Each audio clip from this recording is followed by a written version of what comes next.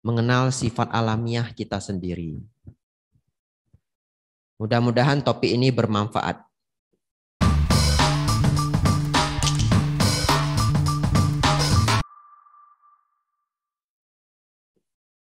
Nah, saya mulai dengan sebuah kisah sejarah 300 tahun yang lalu. Sekitar tahun 1719. Pas ya? 2022 kurang 1700 kan 300. Nah ini. Zaman itu Bapak Ibu, ada seorang pengusaha di Inggris namanya John Blunt. Pak John ya. Kebetulan waktu saya di Wat Bowen juga ada seorang biku dari Inggris. Namanya Bante John. Kenapa ini orang Inggris banyak yang namanya John ya? Nah, dia seorang pengusaha namanya John Blunt. Dia punya sebuah perusahaan, nama perusahaannya adalah Sea South Company. Kalau diterjemahkan Bapak Ibu akan langsung tahu. Kalau bahasa Indonesianya PT Laut Selatan. Aneh ya? Ya, PT Laut Selatan. Dia punya satu perusahaan. Di Inggris waktu itu, negara Inggris punya problem besar. Yakni karena perang, akhirnya negara punya banyak utang. Utang yang sangat besar waktu itu sejumlah 31 juta pound sterling. Tapi itu 300 tahun yang lalu. Dulu mungkin Bapak Ibu di sini yang umurnya sudah seumur saya, misalkan saya masih ingat. Dulu ada kerupuk anak emas itu. Dulu masih cepek. Nah, sekarang sudah enggak tahu seberapa mahal. Dulu ada soda, saya enggak tahu di Tanjung Pinang ada enggak, mereknya Badak. Ada Badak di sini? Ada ya? Oh, luar biasa ya. Itu sepertinya dari Siantar ya. Wah, Badak datang sampai ke sini. Dulu saya kecil harganya 400 perak. Padahal itu hanya sekitar 30 tahun yang lalu. Bayangkan kalau 300 tahun yang lalu. Ya. Jadi utang 31 juta pound sterling itu besar. Utang negara. PT Laut Selatan ini atau pengusaha John Blunt ini pinter. Dia minta ke negara Inggris, utang ini biar saya yang kelola. Nanti utang ini bisa lunas. Tapi berikan saya izin untuk memonopoli semua perdagangan di Amerika Selatan. Itu permintaan dia. Deal. Setelah deal, John Blunt ini pinter. Dia menjual saham PT Laut Selatan. Satu saham harganya 100 pound sterling. Uang zaman dulu. 100 pound sterling. Ini supaya Bapak Ibu Saudara bisa membayangkan sedikit. 1 pound sterling itu sekarang 25.000 mungkin ya. Dapat enggak? Ya sekitar itu ya. Nanti kalau pengen tahu nanya itu money changer. Jangan nanya saya ya. Dan mungkin 300 tahun yang lalu dengan hari ini itu 100 kali lipat nilainya. 70 sampai 100 kali lipat. Jadi satu saham 100 pound sterling. Dia jual saham ini, dia katakan begini. Kalian beli sahamnya untuk bayar utang negara. Anda seorang pahlawan. Begitu ya. Kemudian uang-uang ini nanti dipakai untuk perdagangan di Amerika Selatan. Karena sudah kami monopoli. Nanti profitnya akan dikembalikan ke Anda. Nah, akhirnya berbondong-bondong orang ramai membeli.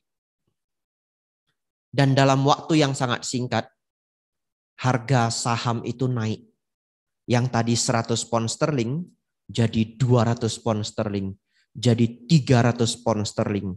Kemudian banyak orang mendapatkan keuntungan besar, bunga-bunga yang luar biasa besar.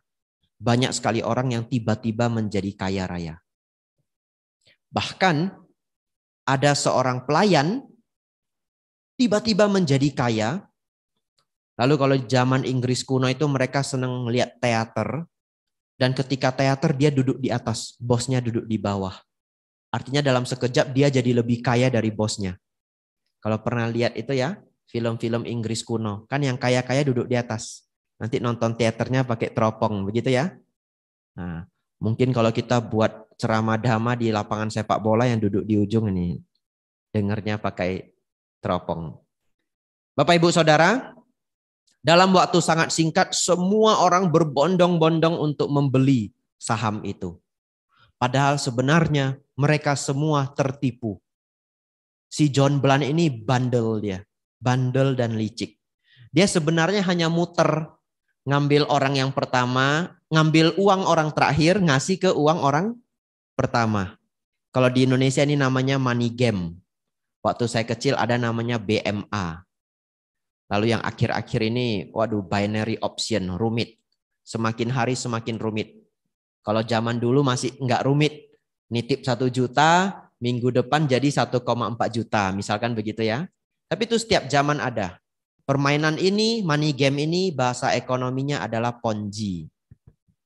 Kok jadi seperti seminar ekonomi kita ya? Sabar ya. Nanti pelan-pelan kita masuk ke Dhamma. Tenang. Nah, akhirnya pelan-pelan dalam waktu tidak lebih dari setahun sudah nggak ketutup. Namanya itu kan gali lubang tutup lubang, gali lubang tutup lubang, ngambil uang orang terakhir ngasih ke uang orang pertama. Dalam waktu 1 tahun saja sudah nggak ketutup. Akhirnya PT Laut Selatan itu tutup. Banyak sekali orang yang dirugikan. Banyak sekali orang yang bunuh diri. Banyak sekali orang yang stres. Bahkan Raja Inggris pada saat itu namanya Raja George pertama, dia juga ikut main. Dia beli 100.000 pound sterling. Tapi ada satu hal yang paling mencengangkan. Ada seorang pinter, dikenal sebagai salah satu manusia paling cemerlang dalam sejarah kehidupan. Namanya adalah Sir Isaac Newton. Tahu Isaac Newton? Kalau Romo Isaac kita kenal ya. Isaac Newton itu adalah ilmuwan matematikawan yang luar biasa. Jadi kalau Bapak Ibu saudara-saudari hari ini tahu hukum gravitasi tahu? Nah itu yang menemukan Isaac Newton 300 tahun yang lalu. Bapak Ibu bayangkan. Logika tidak? Seorang yang sangat pintar seperti Isaac Newton, profesor matematika terbaik dalam sepanjang sejarah dunia, salah satu yang terbaik, yang bisa menggantikan Isaac Newton dalam kepintarannya untuk zaman ini adalah Stephen Hawking, itu pun setelah beratus-ratus tahun. Jadi bisa bayangkan seberapa pinternya Isaac Newton, tapi terjerat money game, begitu ya? Kenapa begitu? Kenapa begitu? Karena ternyata manusia punya satu sifat alamiah, serakah. Tapi bagaimana Isaac Newton ini bisa serakah? Ternyata awalnya, coba didengarkan cerita ini. Ini sangat ini sebenarnya mind blowing ya. Kenapa demikian? Sir Isaac Newton itu punya tabungan. Tabungan tua dia, tabungan untuk dia pensiun. Jumlahnya adalah 7.000 pound sterling. Dia masukin semuanya. Semuanya dia masukin. Itu sudah tidak logika untuk orang sepintar itu ya. Tapi ternyata dia beruntung. 7.000 pound sterling itu berlipat. Jadi 20.000 pound sterling. Dan itu besar sekali. Itu ibarat 20 M jadi 60 M. Banyak ya? 7.000 pound sterling itu kalau di zaman itu lebih kurang, zaman sekarang lebih kurang 20 M. 20 M dimasukin, itu semua uang pensiun dia keluar jadi 60 M. Coba saya tanya. Kalau 60 M itu pakai sampai mati habis enggak? Kalau enggak foya-foya. Sudah enggak habis sebenarnya. Tapi Sir Isaac Newton ini mikir, mungkin ya kalau taruh lagi keluarnya mungkin 180 M. Kan begitu ya? Taruh lagi 60 M. Habis. Jadi Bapak Ibu Saudara, kenapa saya membahas ini? Saya ingin kita bersama-sama melihat bahwa Bahkan orang terpintar di dunia pun bisa terseret oleh keserakahan. Oleh karena itu kita harus hati-hati. Bapak Ibu Saudara, di setiap 5-6 tahun sekali akan muncul money game seperti itu. Atau Ponzi istilahnya, dalam berbagai versi. Kadang terlalu kreatif. Jadi Bapak Ibu harus, terutama yang masih remaja ini. Karena yang masih remaja nanti 5 tahun yang akan datang ketemu lagi. 10 tahun yang akan datang ketemu lagi. Kalau seseorang menawarkan keuntungan yang luar biasa besar, berpikirlah sulit ada bisnis yang seperti itu. Nah, di Thailand Bapak Ibu, di Thailand juga ada fenomena ini. Orang Thai sangat senang main lotre. Tapi lotrenya itu dari pemerintah. Nah, lotre pemerintah ini menangnya juga sulit. Sampai 8 angka, 12 angka. Permasalahannya sering masuk berita. Orang-orang yang menang lotre itu kalau masuk berita itu bisa memancing, mengajak orang agar ingin main. Karena ada yang menang 40 M begitu. 60 M. Nah, Bapak Ibu Saudara, ini sifat alamiah manusia yang pertama yang tidak belajar. Bapak Ibu yang hadir hari ini adalah yang mau belajar, betul ya? Berhati-hatilah dengan sifat serakah kita sendiri. Karena kadang mungkin tabungan Bapak Ibu sebenarnya sudah cukup sampai hari tua. Tapi kalau iseng seperti Isaac Newton, bisa habis semuanya. Nah, bagaimana cara mengurangi keserakahan? Cara yang pertama adalah ikut Dhamma Class SPD. Saya ceritakan bahayanya. Kalau orang sudah tahu bahayanya serakah, lain hari dia mau serakah, dia mikir, ya jangan serakah. Apalagi akhir-akhir ini banyak contoh ya, penipuan masyarakat dalam bentuk seperti money game ini. Dan akhirnya ya sekarang habis semuanya karena serakah. Latihan yang kedua adalah, ini latihan yang baik. Latihan atasila. Tadi baru ngambil atasila. Sepertinya itu adalah pemberian atasila pertama saya dalam 4 tahun terakhir. Karena selama di Thailand, di Wat Bound, saya enggak ada ceramah di sana. Di sana setiap hari belajar. Yang ada itu murid Samanera. Kalau Samanera itu dasasila. Dasasila itu berbeda sedikit. Oleh karena itu tadi saya sempat hang gitu. Kalau dasasila itu yang ketujuh itu dipisah 2. Jadi sebenarnya Bapak Ibu Saudara mempraktekkan 9 sila sebenarnya. Hanya berbeda 1 sila dengan seorang Samanera. Samanera ada 1 sila yang terakhir, yaitu tidak memegang emas dan perak. Ya. Tetapi para Samanera di Sangga Theravada Indonesia tetap harus menjalani 75 sekia dan juga latihan Sangga Disesah. Nah Bapak Ibu Saudara, latihan atasila itu membantu untuk mengurangi keserakahan. Sifat alamiah yang kedua,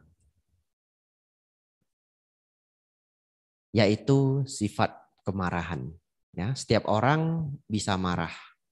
Bapak Ibu coba ingat-ingat semua bayi yang lahir di dunia ini punya sifat kemarahan. Betul ya? Berarti sifat marah itu sudah kita bawa sejak kita kecil. Nah, lebih rugi lagi, sifat marah itu kalau orang sudah marah, dia bisa hilang kontrol, betul? Nah, ini saya mau cerita sedikit. Jadi di kepala kita ini, di bagian tengah otak kita, ada satu bagian otak kecil. Namanya amigdala. Nah, amigdala ini tugasnya apa? Kalau kita sudah marah, amigdala ini aktif. Begitu amigdala ini aktif, dia buat semua otak kita ini tidak bisa berpikir. Oleh karena itu kalau kita sudah naik pitam, pada umumnya orang kalau sudah naik pitam tidak bisa berpikir. Betul? Dan Sang Buddha di zaman dulu, Sang Buddha mengatakan orang yang marah itu seperti orang yang menjadi gila sesaat. Tidak terkontrol. Oleh karena itu sifat marah itu sangat membahayakan. Ada orang yang baik, dalam kesehariannya baik. Tapi satu ketika mungkin dia dihina terlalu dan dia tidak bisa terima itu. Bisa saja dia bunuh tetangganya. Kadang-kadang kita nonton berita pembunuhan, membunuh tetangga sendiri. Dan kadang-kadang orang itu bukan orang yang buruk di masyarakat. Orang yang normal saja. Tetapi karena kemarahan yang tidak terkontrol, bisa sangat membahayakan. Bapak, Ibu, Saudara, ada 2 latihan yang ingin saya share hari ini. Ya, latihan ini sangat baik untuk Bapak Ibu gunakan dalam keseharian dalam proses mengurangi kemarahan. Latihan itu sangat sederhana. Mungkin pernah saya ajarkan dulu. Khawatir Bapak Ibu lupa, ya, apalagi hari ini ceramahnya satu Kepri, jadi juga bisa bermanfaat untuk tempat-tempat lain. Bapak Ibu Saudara, mari saya ajak. Coba kita tarik 2 nafas panjang masing-masing ya. Dalam hitungan 1-3, kemudian kita sama-sama menarik 2 nafas panjang. 1, 2, 3.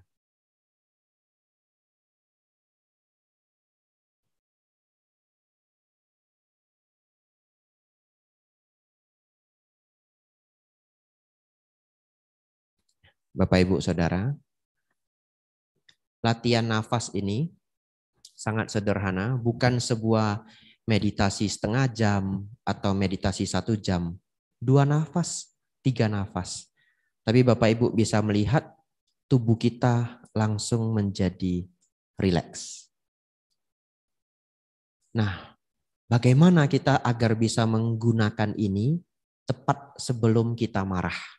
Begitu ya. Oleh karena itu Bapak Ibu perlu menghafal. Kalau bisa dihafal. Orang yang mau marah itu seperti apa? Bapak Ibu Saudara, kalau Bapak Ibu Saudara orang yang mau marah itu keningnya menjadi ketat. Rahang menjadi ketat. Kemudian otot-otot di tubuh menjadi kencang. Jantung berdegup kencang. Dan yang paling terlihat jelas, nafas menjadi berat. Ini kalau kita sudah mulai mau marah. Begitu Bapak Ibu Saudara tahu diri sendiri itu mau marah, cepat-cepatlah melihat nafasnya sendiri. Matanya tidak perlu ditutup. Kalau mau ditutup, syukur. Kalau bisa ditutup. Tidak di semua keadaan kita bisa menutup mata. Jadi kalau keadaan itu tidak cocok untuk menutup mata, matanya dibuka saja. Nafasnya dibuat tenang, rileks, dan mendalam. Padahal kalau kita marah, maunya itu betul ya? Berat. Nafasnya berat dan pendek. Sekarang kita lakukan sebaliknya. Panjang dan mendalam. Dan pelan. Pelan, panjang, dan mendalam. Kalau panjang ya mendalam ya. Berarti pelan dan mendalam.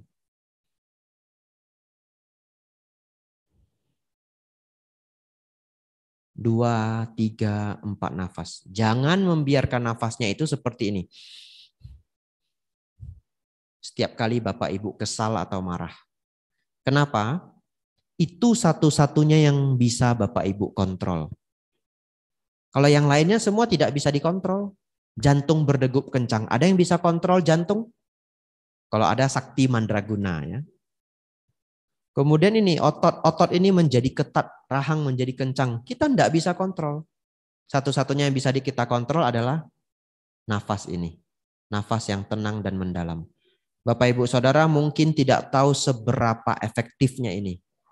Ini bisa menjadi obat mujarab Bapak Ibu. Bapak Ibu, latihannya bagaimana?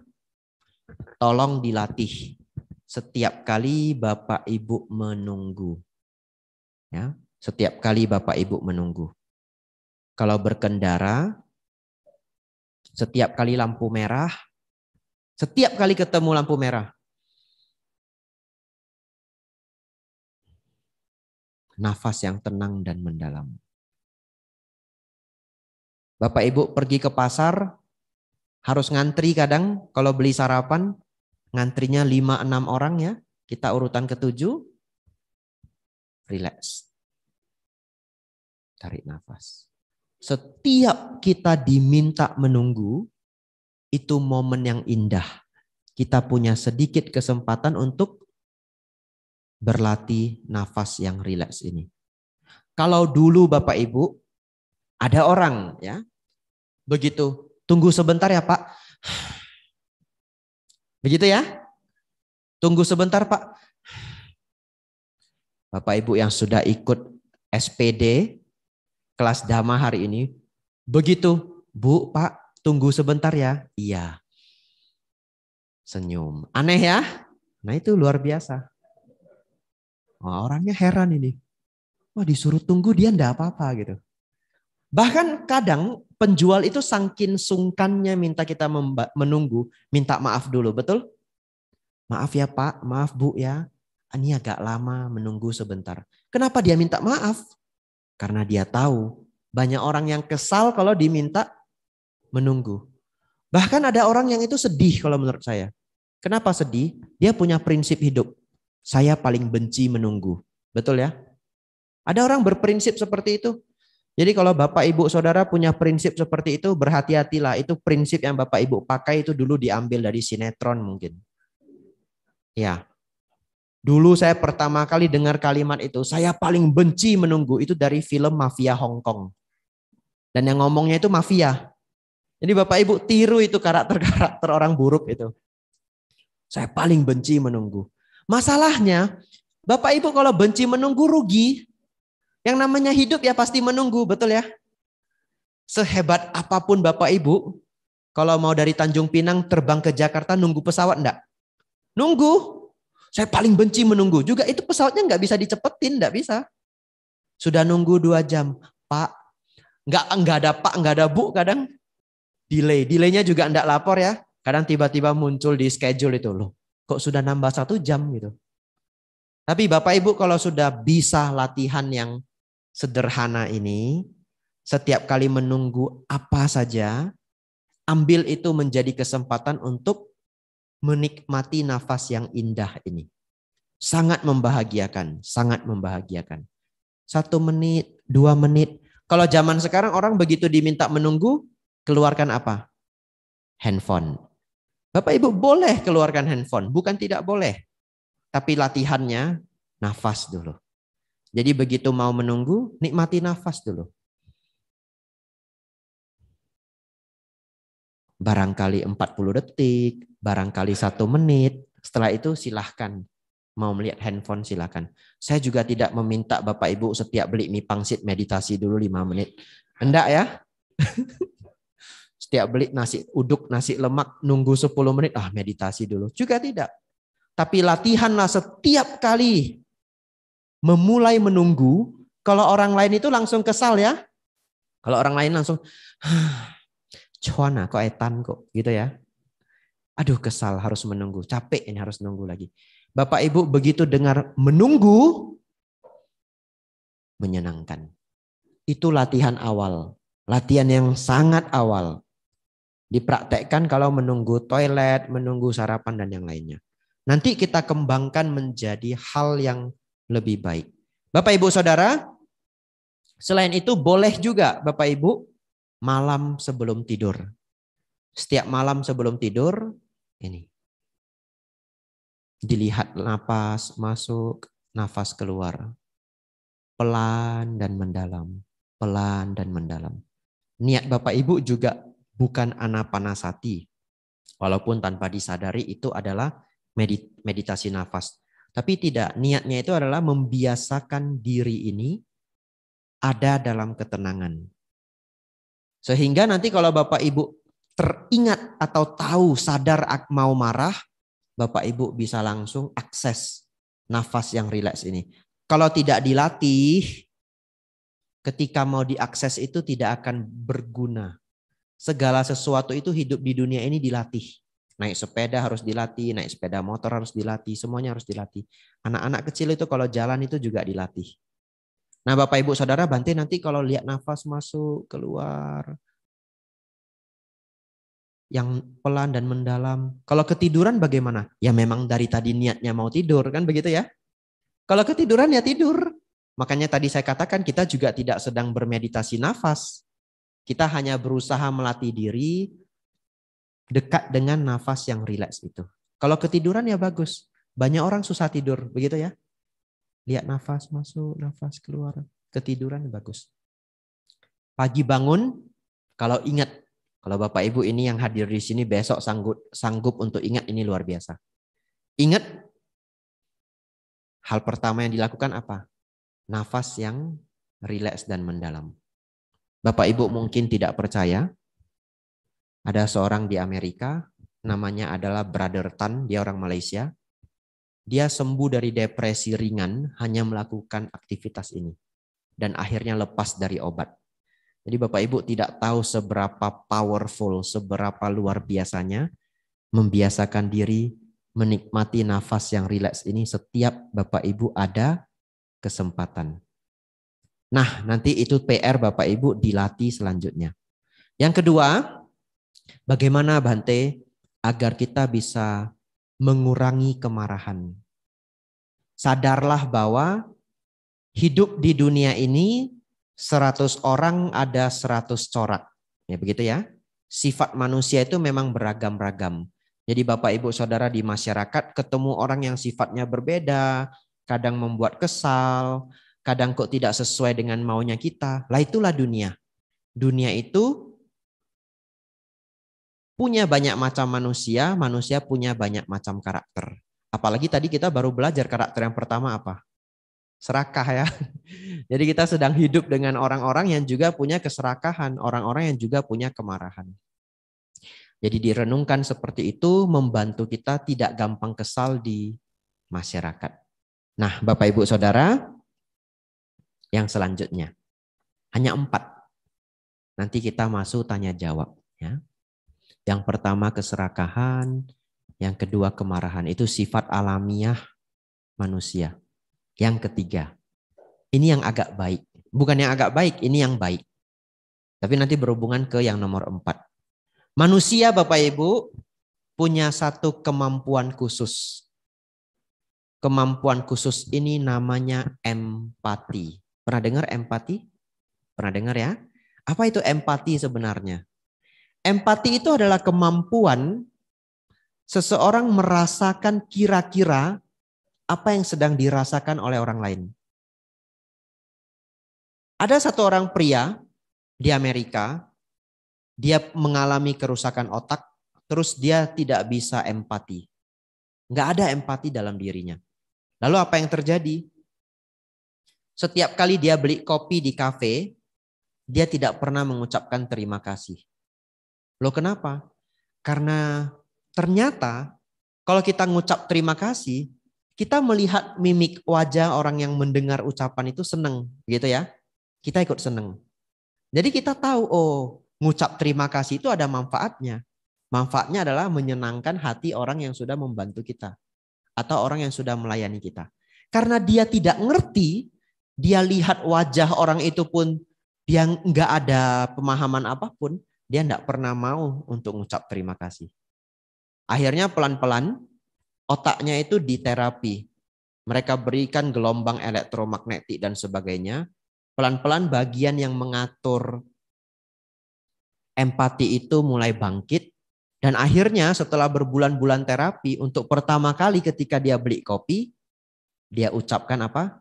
Terima kasih. Bapak Ibu Saudara, itulah orang yang tidak punya empati. Hilang kemampuan empatinya karena kerusakan otak. Saya yakin Bapak Ibu Saudara-saudari yang di sini punya empati. Tapi tidak semua orang punya empati yang tinggi. Padahal empati yang tinggi itu sangat bermanfaat. Orang yang punya empati yang tinggi, begitu memahami orang lain, dia bisa jadi pemimpin yang baik. Dia bisa membangun pertemanan yang harmonis. Kalau dia bekerja di kantor, dia bisa membangun grup yang solid. Kemudian dia juga bisa menjadi orang yang menyenangkan. Kalau menjadi orang yang menyenangkan, hidup dimanapun lancar. Oleh karena itu, mengembangkan sifat empati itu penting. Kembangkannya bagaimana? Begitu ya. Ini topik terakhir kita.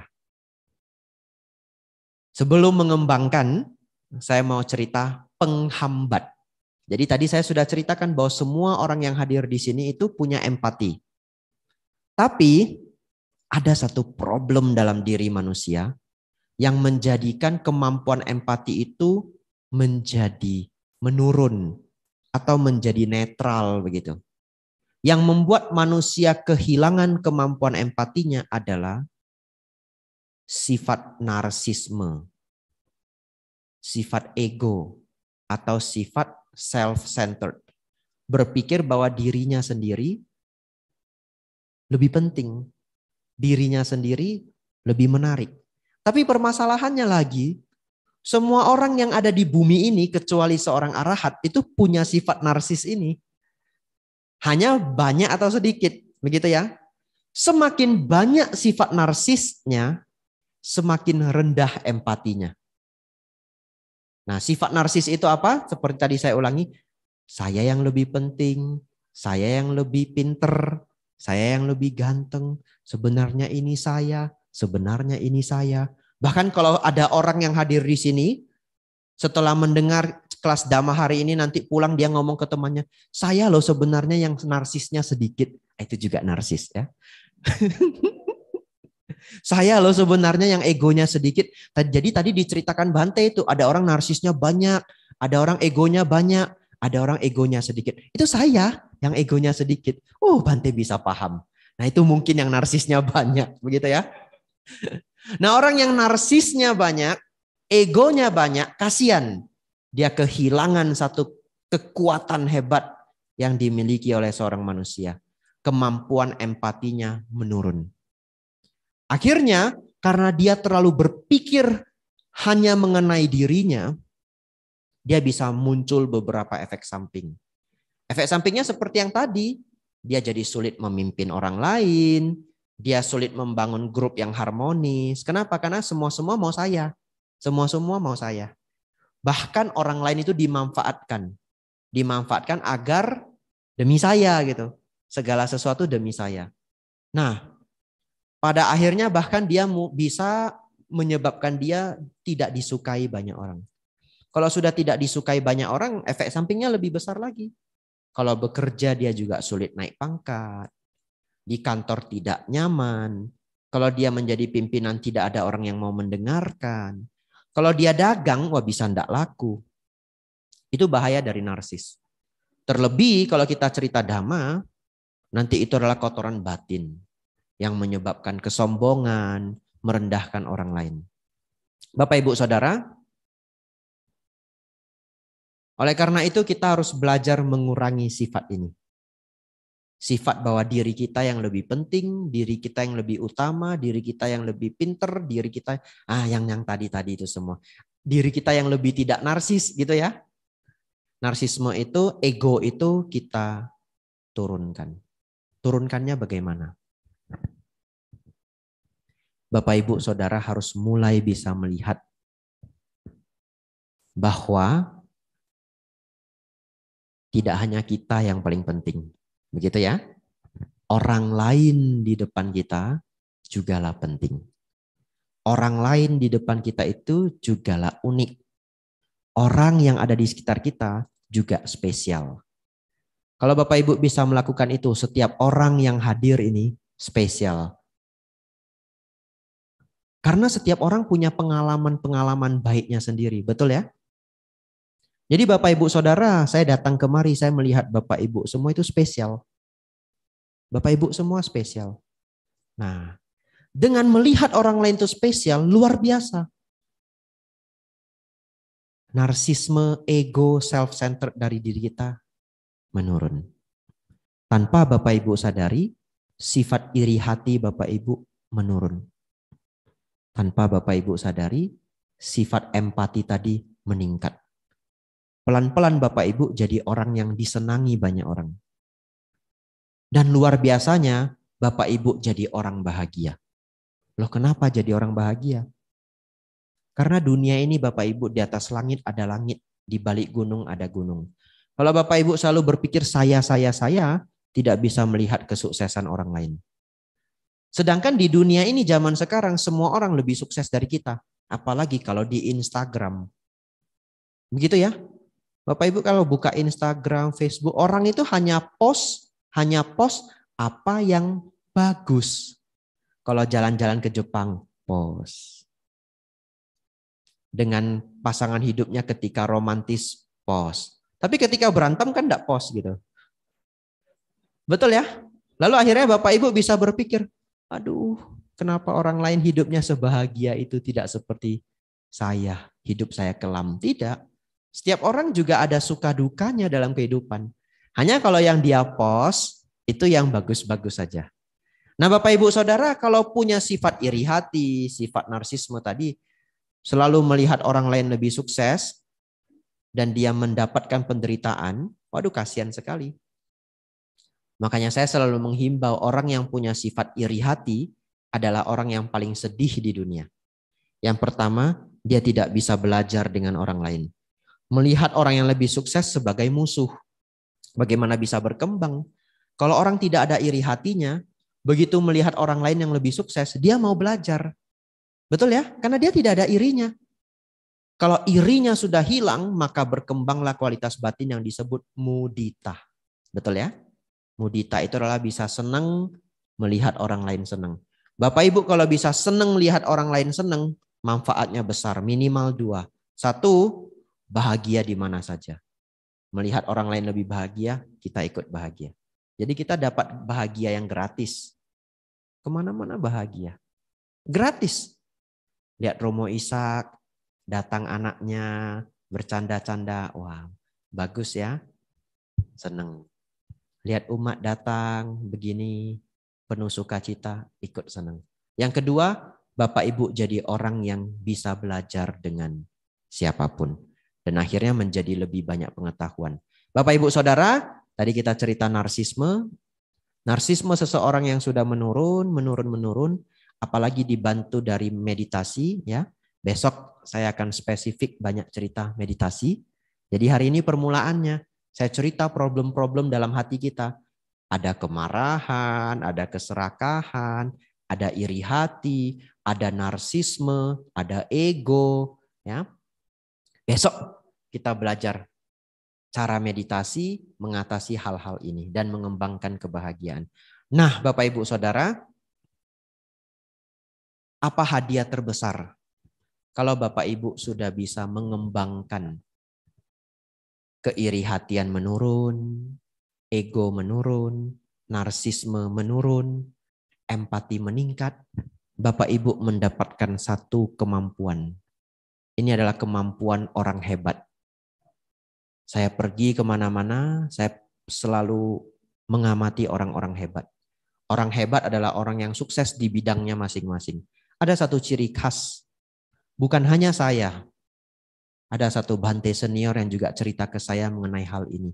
Beliau mengatakan, selama puluhan tahun beliau membina di banyak wihara di berbagai provinsi.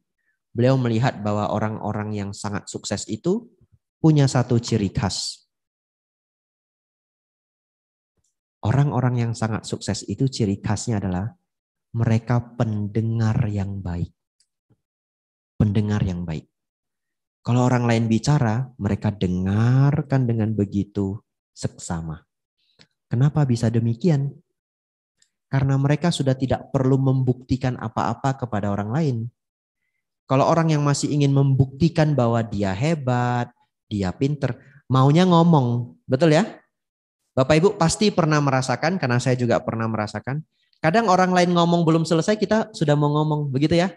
Sudah di sini apa yang mau kita omongkan.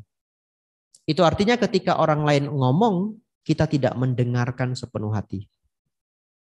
Oleh karena itu kalau Bapak Ibu latihannya berhasil ya, tingkat self-centerednya, tingkat narsisme dan egonya menurun. Nanti Bapak Ibu akan punya kemampuan ini. Ketika orang lain bercerita, kita bisa dengarkan dengan sepenuh hati dan senang. Bukan ditahan-tahan. Kalau ditahan-tahan enggak senang bisa sih. Begitu ya. Nanti mulai besok kalau pulang di rumah ngobrol sama keluarganya denger aja. Pengen ngomong ditahan-tahan. Ya bisa. Tapi bukan itu tujuan kita. Tujuan kita bagaimana kita bisa mendengarkan orang lain dan bahagia. Begitu ya. Nah anehnya Bapak Ibu, ini hukum karma. Hukum karma itu kan kalau Bapak Ibu memberi, Bapak Ibu akan menerima. Betul ya? Kalau Bapak Ibu memberi, Bapak Ibu akan menerima. Ini juga jurus ini nanti dipakai di rumah ya. Kalau Bapak Ibu mendengarkan orang lain, maka apa hadiahnya? Ketika Bapak Ibu berbicara, Bapak Ibu akan didengarkan. Oleh karena itu nanti coba dipraktekkan. Ketemu seorang teman atau tetangga, dengarkan dulu 10 menit. Jadi pagi-pagi dia ngobrol, dia mau ngomong apa saja terserah, dengarkan saja. Begitu ya. Dikasih pertanyaan yang bagus-bagus. Jadi dia sekarang sudah di Jakarta. Iya, dia sekarang sudah di Jakarta, panjang begitu cerita ya. Setelah 5 menit, 10 menit, Bapak Ibu ingin ngomong apa? Katakanlah, Bapak Ibu akan didengarkan dengan baik. Tapi ada juga orang yang nggak berhenti-berhenti ceritanya ya. Ya kalau orang yang nggak berhenti-berhenti ya Bapak Ibu silakan menghentikan dan cepat-cepat pergi begitu. Kalau enggak nanti 1 jam juga enggak habis-habis. Nah, Bapak Ibu Saudara, orang yang bisa mendengarkan dengan penuh seksama itu kualitas orang besar. Dan kenapa? Karena tanpa dia sadari, kemanapun dia berpijak, dia belajar. Kemanapun dia berpijak, dia belajar. Kenapa? Kalau orang itu cuma ngomong, dia tidak belajar. Betul ya? Dia cuma memberi informasi. Tapi kalau dengar, dia belajar. Bapak Ibu Saudara, ini latihan. Mulai besok coba diperhatikan. Anaknya berbicara, didengarkan. Istri suaminya berbicara, didengarkan. Sampai habis dulu, baru gantian. Tapi kalau enggak habis-habis namanya itu Bapak Ibu kena merepet. Begitu ya. Itu di luar konteks kita. Ini kita konteksnya ini yang tidak ada kekesalan, tidak ada kotoran batin. Gitu. Hanya perbincangan dalam keseharian. Itu latihannya. Latihannya adalah coba latihan mendengarkan orang lain dengan lebih seksama. Timbulkan perasaan bahagia ketika kita mendengarkan orang lain. Kalau Bapak Ibu bisa menimbulkan perasaan bahagia ketika mendengarkan orang lain, itu masuk ke yang tadi. Bapak Ibu sudah melihat orang lain lebih spesial. Bapak Ibu bisa melihat orang lain itu spesial. Bapak Ibu bisa melihat orang lain itu unik. Bapak Ibu bisa melihat orang lain itu punya kualitas. Kalau dulu orang yang narsis itu dia hanya bisa melihat dirinya yang spesial. Sekarang orang lain pun menjadi spesial. Mohon izin Bante. Ya. Waktunya kita sudah habis Bante. Ya, ini kan bukan kuis ini. Ini ceramah dhamma. Ya, coba 5 menit lagi ya buat kesimpulan. Kalau kuis itu dibatasi waktunya. Ya, Bapak Ibu Saudara.